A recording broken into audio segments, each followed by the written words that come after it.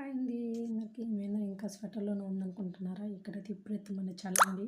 అందుకని మార్నింగ్ నుంచి నేను స్వెటరే ఇప్పలేదు, ఇలాగే ఉన్నాను. ఇప్పుడు టైం ఎంత దాదాపు 4 అవుతుంది. అయినా కూడా నేను ఇలాగే ఉన్నాను చూడండి మార్నింగ్ నుంచి. నేను ఎందుకు ఆ నాయన్ని ఇంతలా నమ్మానంటే 50% డాక్టర్లు అని చెప్పారు కదండీ. 50% ఈ నాయన అని చెప్పాను కదా. ఎందుకంటే ఇక్కడికొచ్చి అమ్మ ఆకు పూజ చేయించుకొని వెళ్ళిన నెక్స్ట్ డేనే నాన్నలో కొంచెం కదలికలు అనేటివి వచ్చాయండి. ఎందుకంటే నాన్న ఎటు స్ట్రైట్‌గా పడుకునేవాడు, అట్టే ఉండేవాడు. ఈ వేలుని కూడా ఇట్లా అనేవాడు కాదండి.